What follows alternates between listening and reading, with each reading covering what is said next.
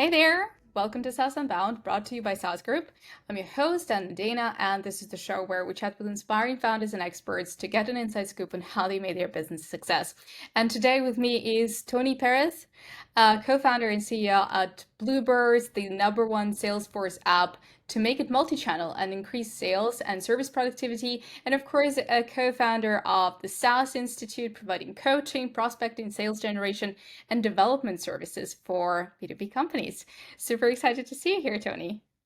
Thank you very much for having me, Anna. It's a pleasure. Sure. Anytime. And I mean, I'll give a little context here. We met with Toni in Barcelona. I was super excited about it. We were introduced by Jan Brinkman, and we did an event, SaaS Connect event that we do at SaaS Group to bring founders together. And we had a great group of Spanish founders there. And Toni was kind enough to give a masterclass about sales because a lot of companies we buy, and like we are also big believers in product-led growth, and sometimes a lot of founders shy away from sales. They're like, well, we're just going to hide behind the product-led growth strategy, right? And I think it's just so important to just know what else you can add to it to maybe drive your sales, especially right now. I mean, who doesn't want more sales, right? So happy to talk to you about sales today. But first things first, maybe you could give a bit of a background about yourself and also Bloobirds. Like, what is Bloobirds? What you guys are doing? Okay. I mean, easy. I mean, fast background is my education is quite technical. I studied computer engineering, and I think that at my times it wasn't like supposed that I should be in sales, right? Because it's not the classical Yeah. journey that you do when you study computer engineering, right? But anyway, here I am. No, I've been working in the SaaS industry, I would say, for the last 10 years, being super lucky to work with companies like UserZoom and Redpoints, no? Companies that are doing really, really well, managing marketing, sales, I would say what we call now go-to-market, no? In those cases, we were selling, let's say, medium big deals, I would say between 24,000, for example, but reaching 100, no? I mean, not huge, no, but big enough not to have a sales team, right? A marketing team. And after that, I thought that I had some frameworks that I could use in order to help other companies that were struggling, no? Creating what we call sales machines, no? That in my opinion Mhm. is a more easily to explain, is a team that can generate constantly good quality meetings, no? So meetings with the right person of the right company, no? So this to me is the engine, no? Or the fuel, no? For a great sales organization, no? So I thought that I had a nice framework, no? And then I decided to start the SaaS Institute to create those like teams within within the companies, with all my customers. We did like, I don't know, between 60, 70 projects across Europe. And after that, I saw that we were doing constantly the same thing in Salesforce because it was the technology that we were using, no, in order to enable the team to be super, I would say, yeah, systematic, no, which is something Mhm. important in sales, no, in order to be predictable, right? So, yeah, we were doing exactly the same thing again and again over Salesforce. So we decided to build a Salesforce app, no, to speed up, I would say, the technological part of those projects, no, and this is Bloobirds, by the way. Bloobirds is a Salesforce app to help companies so they can be like super consistent, Mhm. super productive. And actually, the vision was to make Salesforce better, right, for the sales reps. So creating an amazing Salesforce, I would say, experience for the user. I'd say, no, if you want to talk a little bit more in about the vision, no, Salesforce is a software that is a little bit hard to use, no? Too many Mhm. forms to fill out, no? And I think that we make it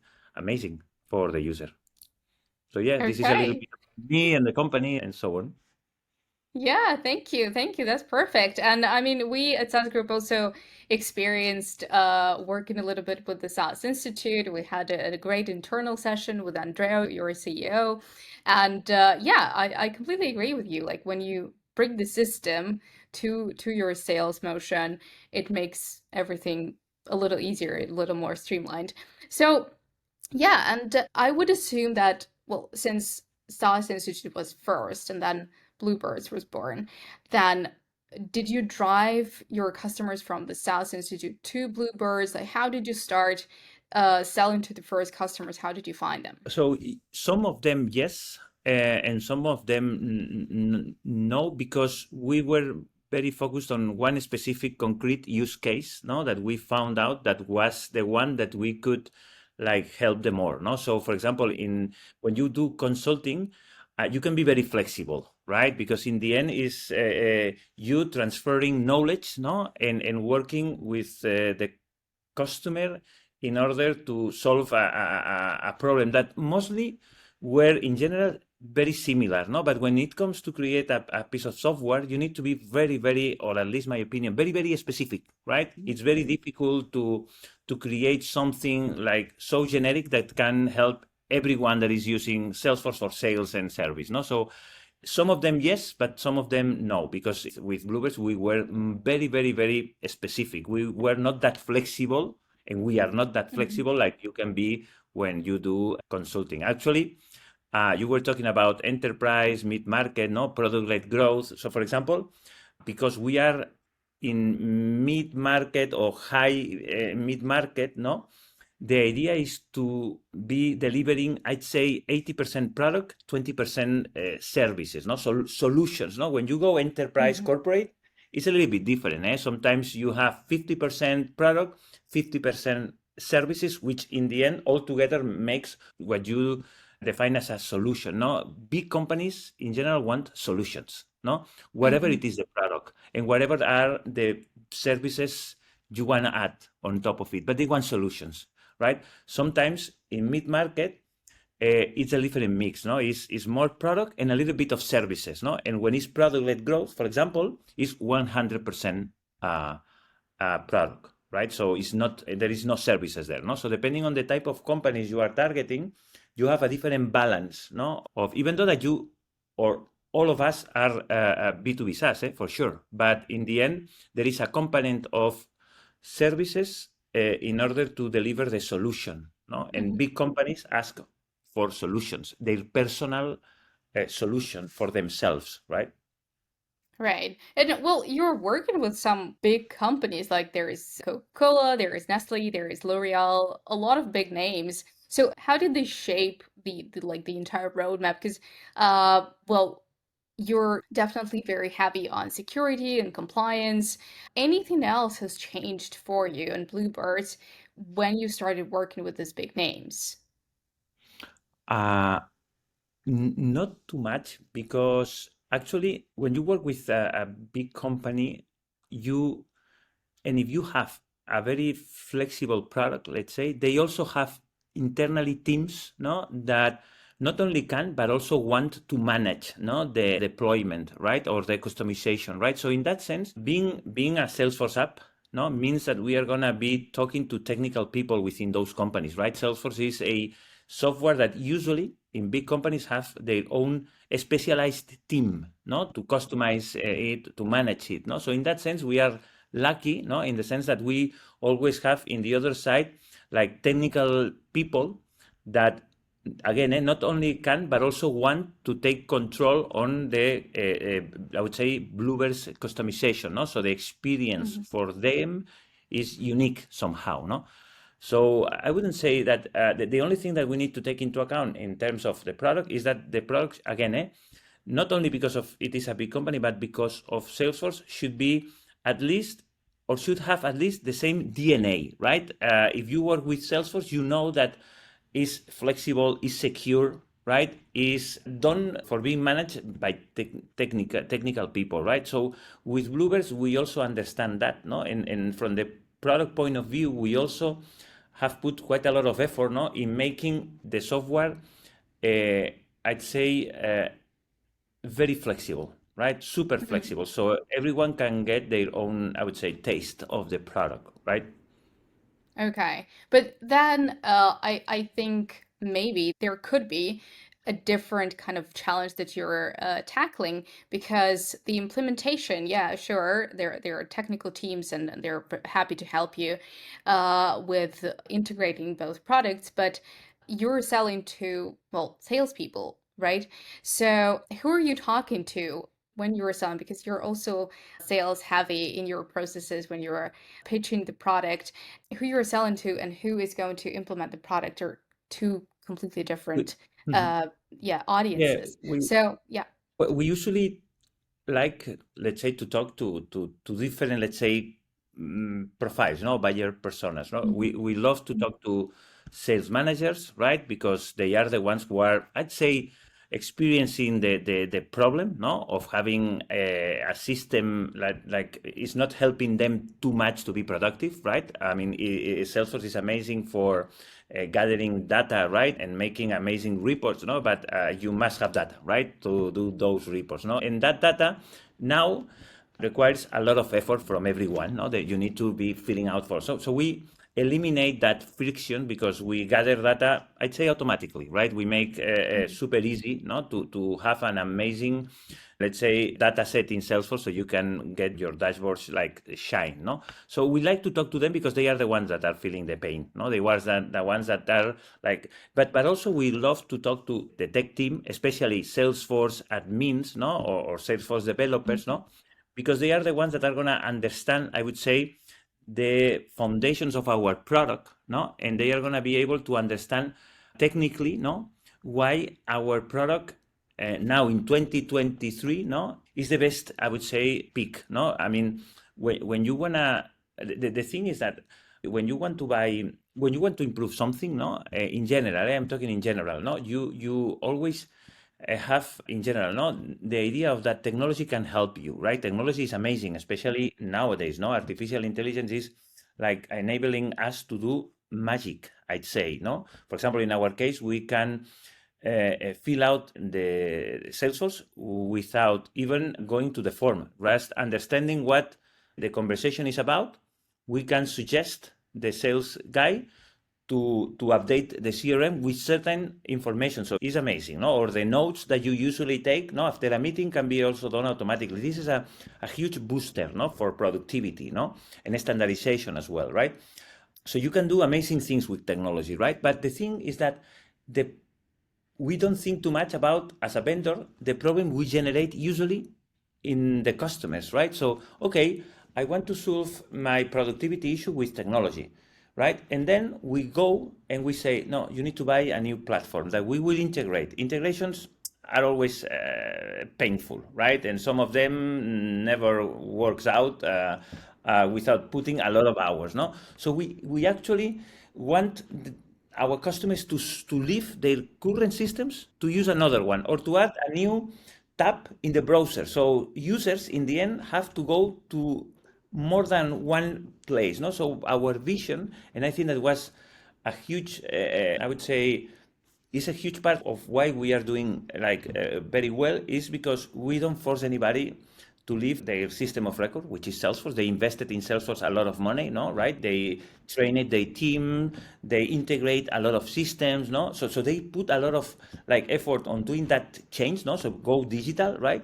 Why do we need to make those same people to add another system, so they need to go out and leave it for doing something special things, no? So I think that the idea that we had, and I think that is something that, in my opinion, is not enough developed in the market, is native apps for the systems that are already the incumbents, right? The big systems, SAP, Salesforce, NetSuite, all of those systems dynamics that companies have, why don't we make them better, right? Instead of asking them to leave it and add another system. So adding complexity, maintenance cost, adding a new like whole bunch of hours like to spend, no, maintaining those systems.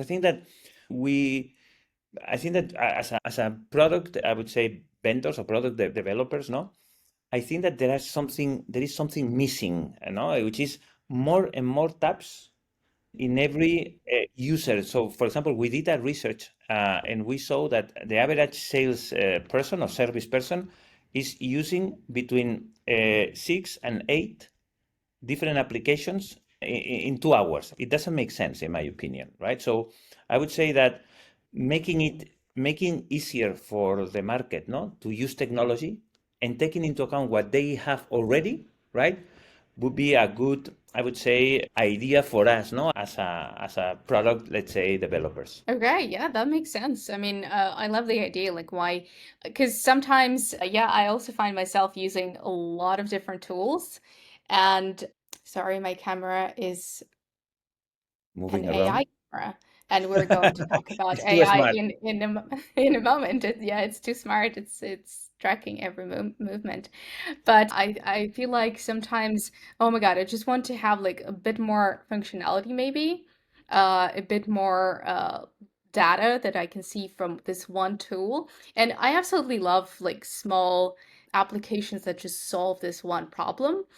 But yeah, sometimes it's just a hassle to like go to one tab and then another and then another. No, So, and I love this idea, but why don't we try to take into account uh, what the user is already using, right? So it's like the same functionality, but within the software mhm, that they are already using. Because we always say, no, no, yes, we can integrate with everything, right? But integrations in terms of data is not the same as integration in terms of user experience. You know what I mean? So integration in terms of data, yeah, that's okay, it's solved. But what about the integration in terms of the user experience? So the user really can see everything in only one place with all of the context, right? And I do think that those little tools that I also love, no, because they solve a specific problem amazingly. Why don't we have those tools already within the softwares that we use, no? So everything is much easier for the end user. I think that we think sometimes too much on this idea of, I would say, retention and having our users using our platform, because if they have their data in our system, they are gonna never leave, because they have their mhm. data and we own the data and so on. It's like, okay, that's okay, but this is thinking only about yourself, no? So you have them a little bit trapped because you have their data. That's okay. I mean, it's a good strategy, but I think that the best way to trap, I would say, the user is to be amazing, right? To deliver value and having a software that really makes their life easier, in my opinion. Not only having data, no, that we know that they are not going to leave because they are going to be somehow locked. No, I don't believe too much on that idea. Yeah, yeah, no, I love it. I think that goes into our headline. But yeah, like I said, let's talk about AI a little bit because I went to Bluebirds and of course, like I read that you have AI, and it's a constant argument here on the podcast. Like, should companies just jump on the new hip trend and integrate it into their product, or should they step back and maybe see what everyone else is doing? And that was also one of the topics that we discussed during the event in Barcelona. Like a lot of founders were trying to integrate AI and they weren't sure like if it adds any value or, if it's feasible for what they're doing. But you did it. And how did it change the product? How did it change the customer's perception of the product? And yeah, how did you go there in the first place? Like were you battling with the idea, or you just saw that, that's an incredible opportunity, we're going to use it right away?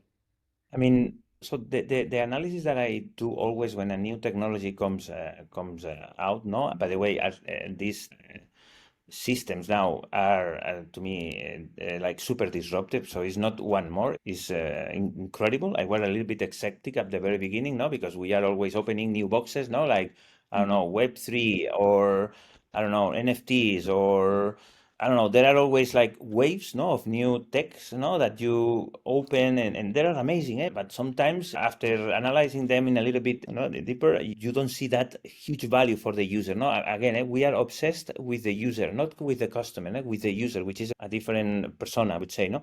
In AI, what I did was very, very easy, no? We didn't add, I don't know, a new, I'd say, chat interface, no, to talk to our Mhm. system, which is the classical thing that you can come up with, no, at the very beginning. No, I just analyzed if during the current workflows of my users, right, I could help them, right? So my users are taking notes after a meetings, or my users are filling out the information within Salesforce after a meeting, or my users are using extensively email, so using non-structured data, no, in order to reply, no, or my users need to understand what is the context, no, of the conversation right away, so they can answer with more information, so be more relevant, no. So when I saw Mhm. the potential in this case of artificial intelligence, I saw a lot of different points that I could put artificial intelligence in order to make my user more productive and more relevant, I'd say, right?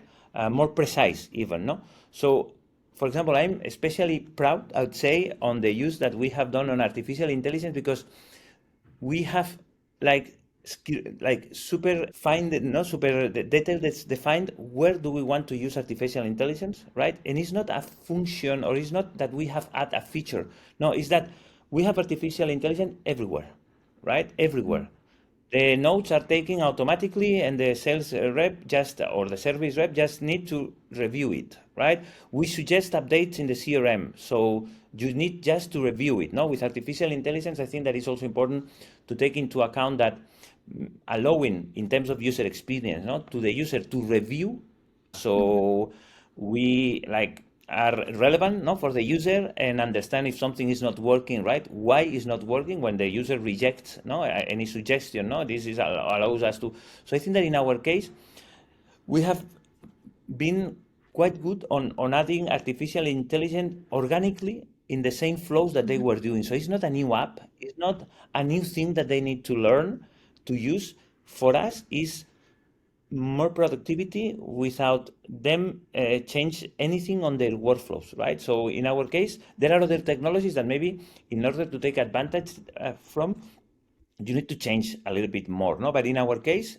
to use artificial intelligence, it has been very organic for us, very, very obvious, no? And I think that we have done a good job on doing that. We have seen that quite a lot of other, let's say, products have worked on the classical feature for the email, okay, no, on the classical, that's okay. But I think that being able to generate the notes of the meeting, or being able to update the CRM, or suggest tasks after a meeting, no, so being able to assist, in my opinion, this is the word for us: assist, empower the user to be better. Mhm.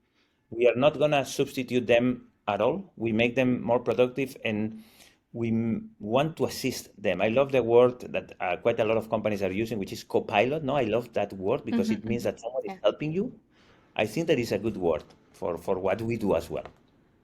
Okay, I think it's a brilliant strategy. I mean, a lot of people that's what their perception of AI is like. It's not going to, yeah, to take our jobs. It's not going to substitute us completely, but it is going to just simplify all the mundane tasks and like take away everything that can be automated and everything that, I don't know, sometimes we forget to do.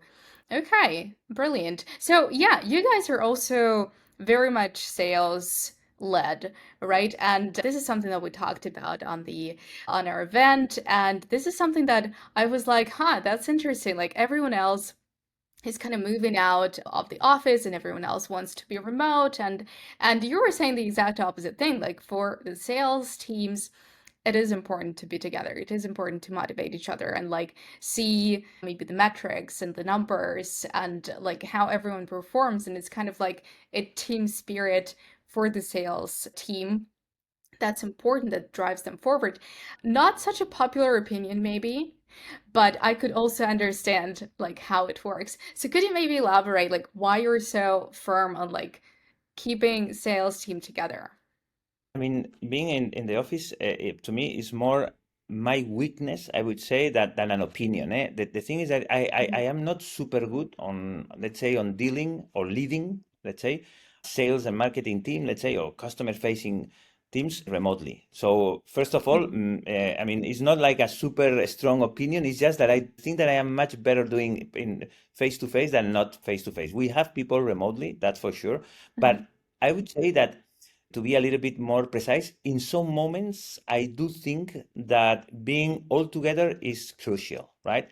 Because of this informal communication that happens, no, in between meetings, in between calls, Mhm. no, I don't know, having a coffee, no, I think that when you are building up something, when you want to scale something, or you are scaling something, maybe it's not that necessary because everything is clear, right? So Mhm. there is no doubt about what you have to say, or there are not that many learnings. You always learn, right? But maybe you find that scale always the same thing again and again, no, the three cases, and you know how to deal with them, right? But I think that when you are like starting to grow, right, fine tuning is important, and that fine tuning that happens organically, no, with with sharing the same space, no, I think Hmm. that is in my opinion is faster. No, it doesn't mean that you can't do the same thing remotely. I'm sure that you can do it. No, but the energy that you can generate when something goes well, or also no, the support that you can get when something is not that great. No, and the learning process that you can have when you discuss obsessively the same thing again and again, because in sales to me it's about obsession, it's about talking again and again, but it's the same in marketing, is what is the best word to communicate this, no? So for example, I remember one discussion, no, that we had about how we could communicate that consistency in sales is important, no? So we can have a system. A system means people, processes, and technology, but a system, no? I mean, everybody's doing the Hmm. same thing, so we can apply statistics, no? And I remember we were discussing consistency, you know, whatever, and someone came up with this idea saying that why don't we talk about the pain, and the pain we can use the word freestyle, right? And I loved it, no? Because in one word, you really have nailed down the problem. So do you feel that your team is doing too much freestyle? And people understand what does it mean, just in one word, right? So this kind of like yeah, dynamics that you can create when you talk about the same thing again and again and again, no? And those things that can be generated because of those like dynamics, I think that are really difficult, not to make it work remotely, no?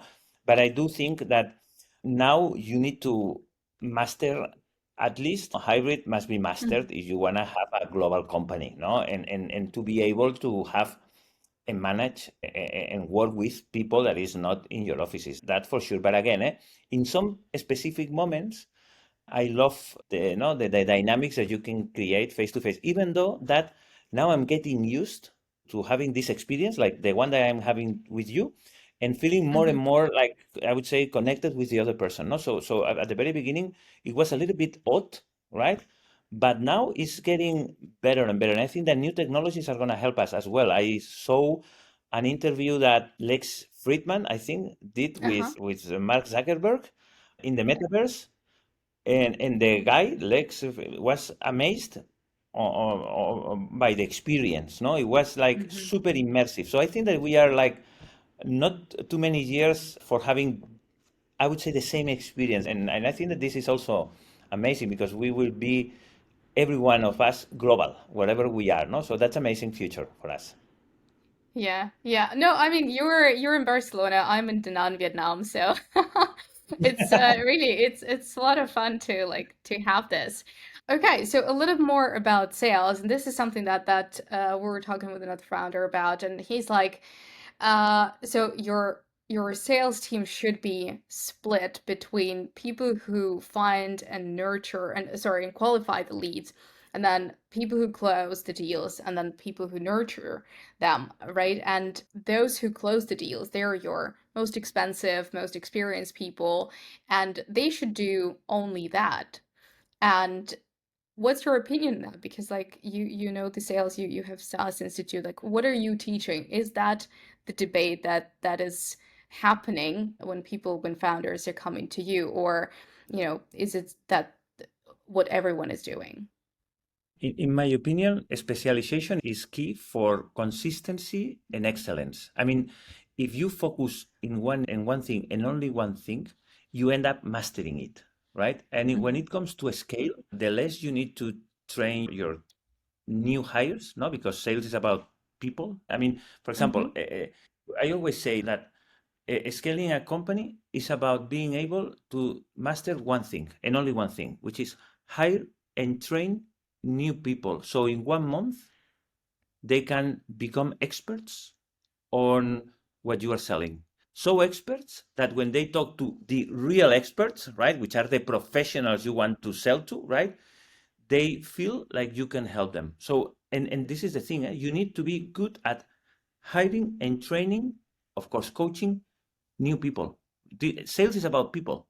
It's not about processes. It's not about, you need processes because you have people, right? Yeah.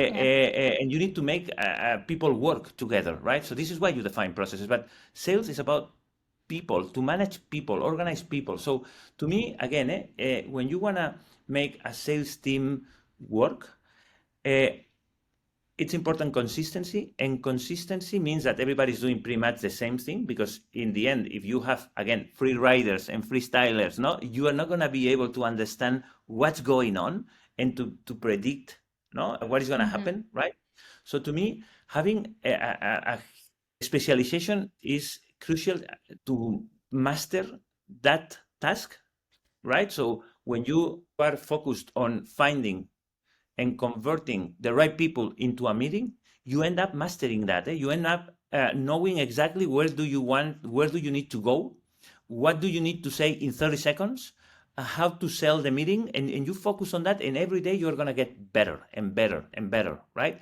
And also, when you hire someone and you want that someone to do this thing, that person don't need to know anything about the product, because the only thing that that person needs to understand is the market and the pain, because you are selling a meeting, not a product, right? So I would say specialization makes everything easier, because Yeah. I've always said that an organization, even though can be like based on very smart people, an organization is something really stupid. In fact, the more intelligent is each one, the more stupid is the whole thing, right? Because everybody wants to do their thing, right? They have their own criteria, they know what to Yeah. do, right? And in the end, it generates a little bit of noise, even though that is great to have amazing people with their opinions. When it comes to act in a daily basis, you need to do what it is supposed to be done. So everybody is ultra aligned, no? So in that sense, in my opinion, is, and also another valid answer, no, to your question is, why do I think that one person should have only one metric or one task? Because people in the end, uh, if they have two tasks, they will decide what to do, right? They will decide what percentage of their time they are gonna use in each task, and they are gonna do what they think that is the best, what they enjoy the more, what they think that are gonna get from the better results. So different like Hmm. criterias that they can have, no? So to me, it's more like, no, no, no. Hey, let's do one thing and only one. Let's master that thing and let's work together as a team, no? So we generate outputs that the other team can use as an input to generate their output, right? So everything works very seamless, no, without, and then you have all hands where you can discuss strategy, where you can change everything, no. But when it comes to execute, I think that you shouldn't like be constantly, I'd say, rethinking too much what you are doing. This is at the end of the week or at the end of the month. That's the moment to rethink based on data. Not every day, right? Every day you need to make yourself more productive, but to do what the team needs from you, and only that. In my opinion, that's the way I see it. Yeah. Well, like you said, like you're building sales machines and sales motions that work seamlessly towards the goal. And I think that's a great strategy to do that. So just a couple more questions. The first one is, could you share a hack for the teams that are moving out of pure product-led growth? They want to implement some kind of sales motion. They want to try to win more and bigger deals. How to do that? Like where to start? What kind of processes to start with? There are two things Don't that, tell me in there my is no opinion, hack. no, no. I mean, no. I mean, no hacks, but learnings that I've had and were not in the books. I'd say no. To me, for example, one thing that happens sometimes, no, is that people say, "Hey, sell benefits, don't sell features." No, and I, for example, don't like to sell benefits. No, because benefits makes all of us seem the same thing. No, with Bloobirds, you are gonna be more productive. Okay, but this is the same claim that others are doing, right? So in product features, Yeah. I understand. No, we don't need. But to me, one hack that I use in order to make my, I don't know, my pitch resonate a little bit more unique, I would say authentic and real, is to talk about more than benefits, superpowers, which means, and it's very connected as well with the product features. It's like, okay, I want to make my team more productive, but the how can I make this happen? No, and it's what are the superpowers that my product are gonna bring to my users so they are more productive, and it's in a nice middle between features and benefits, right?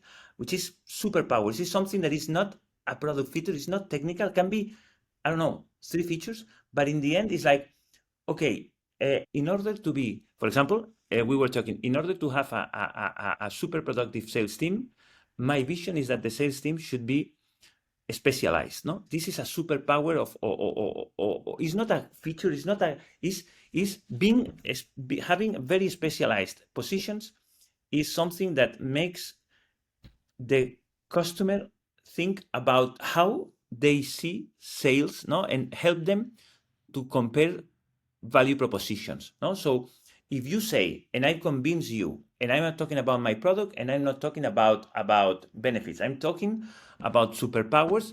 This is make Anna. You need to make your team super specialized. No, when if you buy from myself this idea, then you are gonna ask, or you are gonna use this idea in order to compare other, for example, consulting services. No, it's like, because you truly believe that specialization, I convince you that specialization is a superpower for your organization and is something that will deliver the benefits that we were talking to. No, so afterwards I'm gonna talk about my services, explaining you that specialization is key and is in everywhere, right? So this will make you feel like I want to be specialized. This guy has convinced me about that this is important, and I see in their service everywhere specialization, right? If you go to, and then you can, if you make to convince the prospect that the framework for comparison your value proposition with others is based on these superpowers, you have already won, right? Because you will look for a specialization in other values propositions, right? You will say, no, no, but the specialization is important. And then you will talk to someone and say, how can you make my sales team more specialized? No? And if that other like solution doesn't talk about it or doesn't have any clear response, right? You will think, no, it's not what I need, because I need a specialization. This guy has convinced me that specialization is really crucial, it's important. So I need a consulting firm that makes my team super specialized, no, and define real clear. So superpowers, and in product is even easier, right? So for productivity, I think that is, for consistency, I think that, imagine that I convince you that consistency is key, no? Okay, and you feel, no, no, yes, I need to have a team that is super consistent, right? They do the same thing in the same way because I need them to afterwards give me data that I can use statistically, no? And consistency is important, no? And I then explain you that in my product we have something called cadences that make your team very consistent, because that feature allows the team to organize their tasks in the same way. No? So you connect the superpower, which is consistency. Consistency is a superpower. If you are consistent, you are going to sell more. And you connect that with a feature and also with the benefit. Benefit means that you are going to sell more, because this is one of the, so I don't know if I'm explaining myself properly, but this No, is it's something perfect. that helped me a lot to not talk about benefits. I hate benefits. I don't like features. I like superpowers, which actually talk a lot about your user or the company. What is the outcome that you are going to generate for them? What is the value? No, in companies we talk about values, no? Superpowers is the same for sales. Superpowers, how Yeah. your user, your company is going to be better. It's going to be more productive. Okay, but how they are going to make it? Through what? What is the set of superpowers that they are going to have, so we are sure that they are going to be more productive? This to me is a nice tool to think about product and value proposition.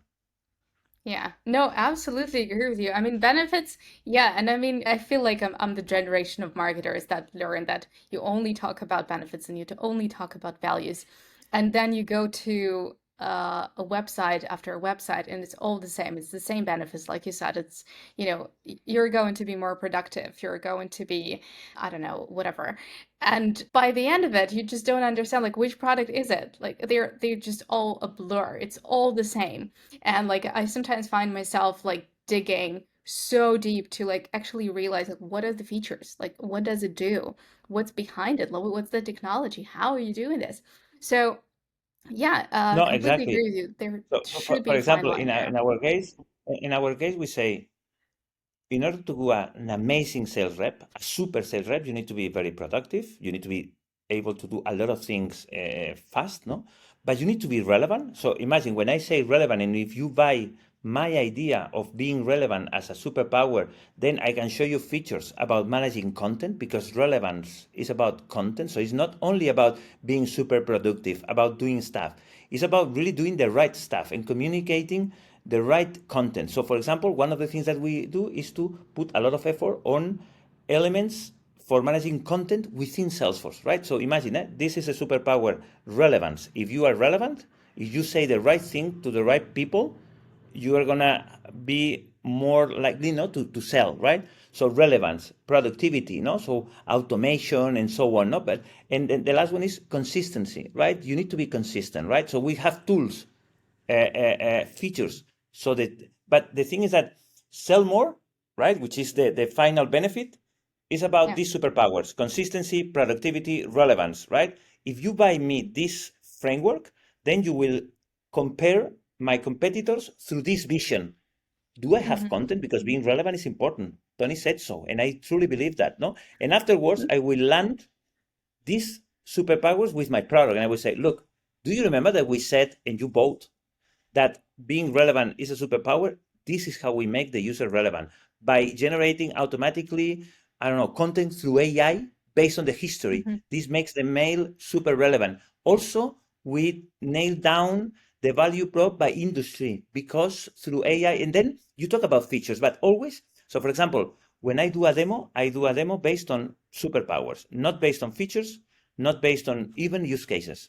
I do based on features. I try to show my prospect that with Bloobirds, their team are going to be super. This is the Yeah. demo. They are going to be super sales agents or super service agents. This is the thing. They need to feel that in order to engage, in my opinion. So it's a different way. Yeah. This is the hack, no, the thing that I do a little bit different from others. Yeah, yeah, definitely. You need to wow your customers, especially now. All Exactly. right. And yeah, and the last question is, well, that's the usual question that everyone gets. What so far has been the biggest win and the biggest failure? Could be for you, could be for Bluebirds or the SaaS Institute. But yeah, what's your story? Failure? Yeah. My biggest failure was when we started Bloobirds, not taking the opinion of the customer or the user, not talking that much with users and customers. So we were more thinking on scaling. We had investors, we needed to scale, and we were in that mood, is whatever. No, it's like we need to sell 10% more each month, because this was the playbook. This is the playbook, no, of a VC, no? 10%, 10%, 10%, whatever. And if you don't do it, you are failing, right? So you better do it, right? So it's not this journey that we did that way where was not okay, because the process of making a company great, amazing, is not by selling 10% only each month. It's by understanding the user, the customer, the different use cases, nailing down the product.